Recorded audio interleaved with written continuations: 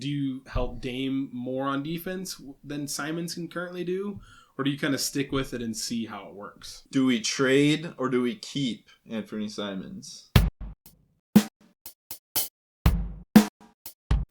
Anfernee Simons. Blazers fans got to know him well last year as he carried the offense, and he's doing the same this year in the midst of injuries.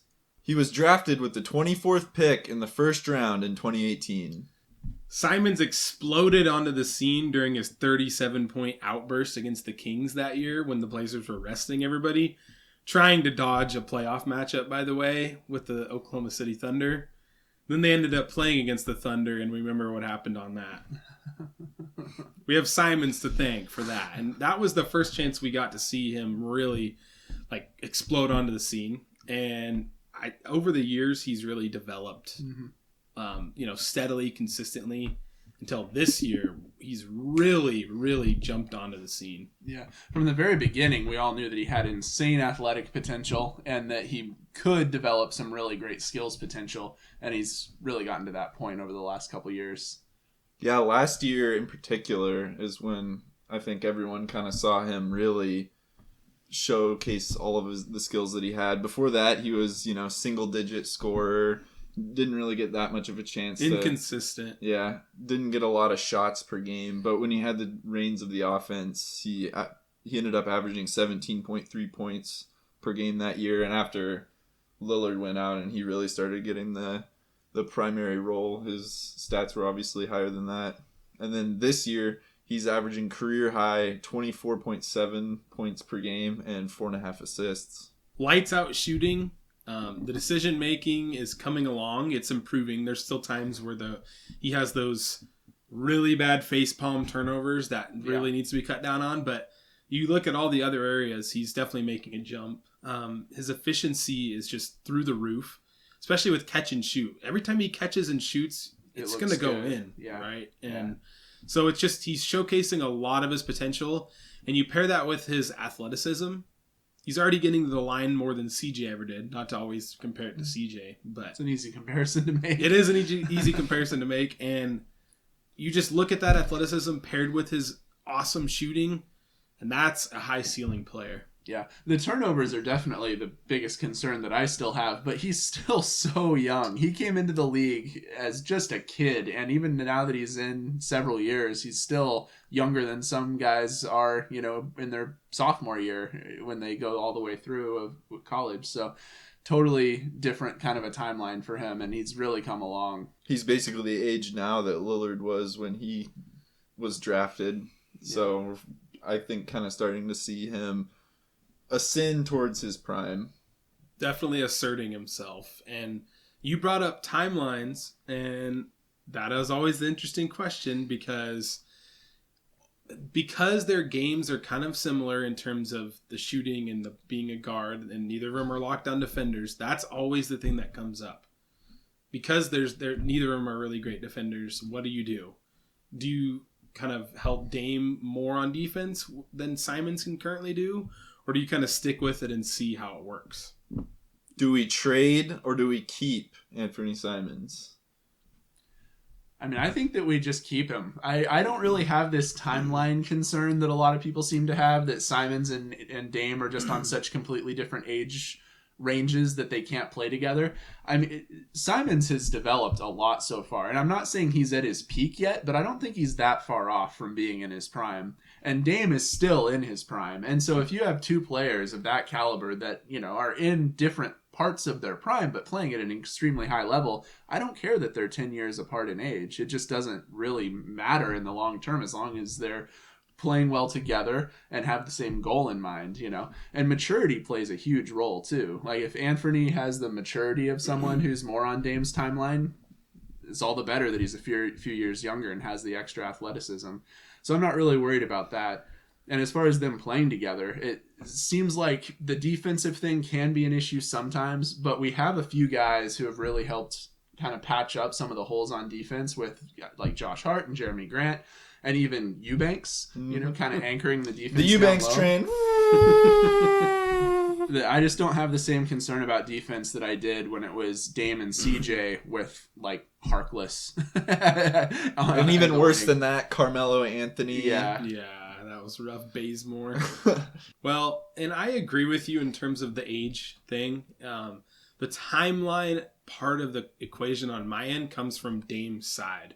Because you mentioned that Dame's still in his prime, but he's approaching the tail end of that. And so all the people out there that are, saying Dame's Mr. Rip City and give him the best shot you can, is Simons really going to be fully into his prime enough to help Dame with his deficiencies to win a title? That's why I would be fine with keeping Simons. I really would. It's just, if you want to try and give it your all with Dame, I think that you might have to trade Simons. You do have Sharp lurking in the wings. I think Sharp almost has, high potential as Simons because he shows flashes on defense. But Taller and more athletic. Taller and more athletic, exactly. And he can play that too, a big two, which is, Simons has grown definitely from when he came into the league. He's gotten taller and bigger, but Sharp already projects as that big two that can play both ways.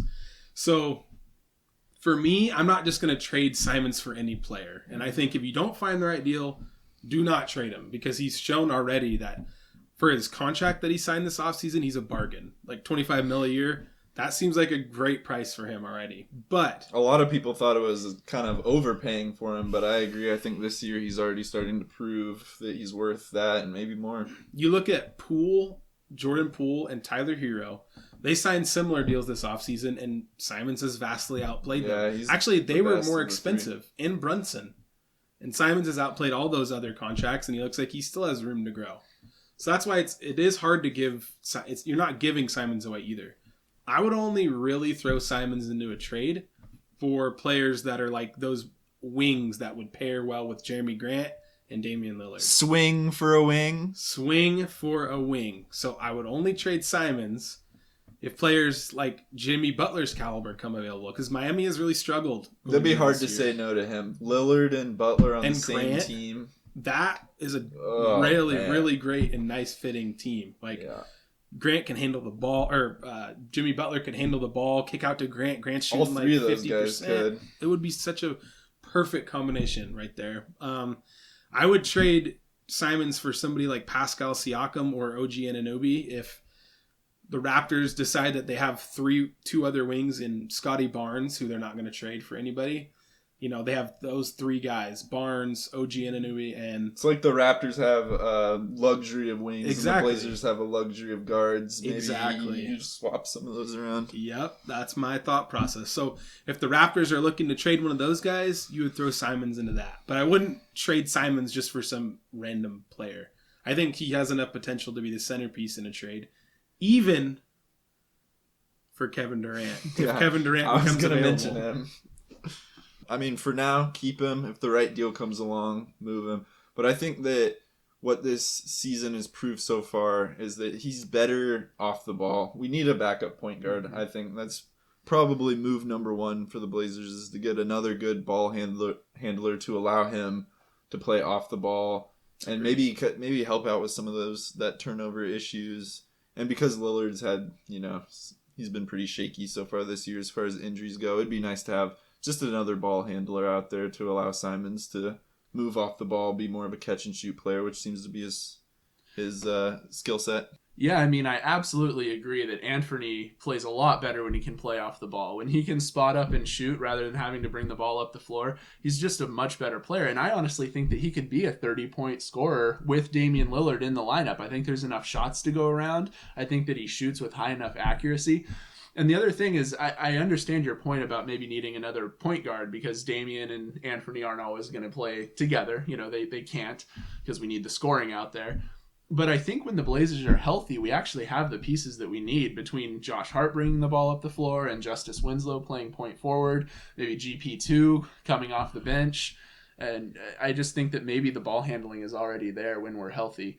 Injuries maybe are going to continue to be a concern this year. And so maybe we do need to bring in another point guard. But when the Blazers are healthy, I think they're scary. I think that it's just smart to bring in another guard, kind of like what you just said, because injuries have been an issue. Winslow's been injury prone in the past. Dame's been banged up. Hart's been banged up. We've seen the offense go through stretches where it stalls, and Simons is kind of the only ball handler, and he's getting trapped.